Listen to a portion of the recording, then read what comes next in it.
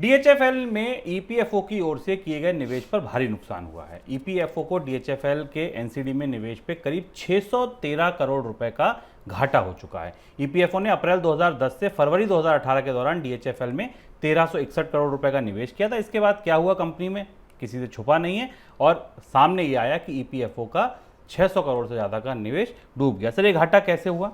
Shubham, DHFL का मतलब है देवान हाउसिंग। देवान हाउसिंग ने भारत में एनबीएफसी मेल्टडाउन या एनबीएफसी का पूरा शिराजा बिखरने की शुरुआत की थी और इसके साथ बहुत सारे विवाद भी हैं, इसके साथ घोटाले भी हैं और ईपीएफओ का इसमें निवेश डूबना कई मामलों में हमें कई महत्वपूर्ण चीज़ों की तरफ संकेत देता है। हम पहले बताते हैं कि हुआ क्या और उसके बाद जो रेगुलेटरी चैलेंज है भारत के नियामकों के लिए, चाहे वो रिजर्व बैंक हो, सेबी हो या ईपीएफओ जिसे केंद्र सरकार, ईपीएफओ जिसे प्रोविडेंट फंड जिसको केंद्र सरकार श्रम मंत्रालय चलाता है।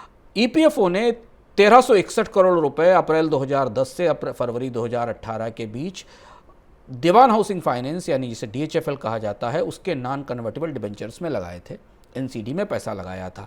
ये बॉन्ड्स 2020 से 2023 के बीच में मैच्योर होने थे।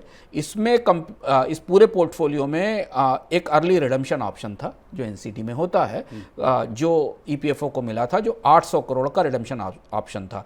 जब डीएचएफएल की रेटिंग का डाउनग्रेड शुरू हुआ 2018-19 में, खासतौर से 2019 में, और जब पूरे भारत में देवान हाउसिंग फाइनेंस और इसकी जैसी एनबीएफसी कंपनीज के साख को लेकर, इनके कर्ज चुकाने की क्षमता को लेकर चारों तरफ अफरा तफरी और खौफ फैला, तो ईपीएफओ ने इस ऑप्शन को यूज़ किया, अर्ली रिडेम्पशन ऑप्शन को यूज़ किया और अपने बॉन्ड्स का पैसा दीवान हाउसिंग फाइनेंस से वापस मांगा।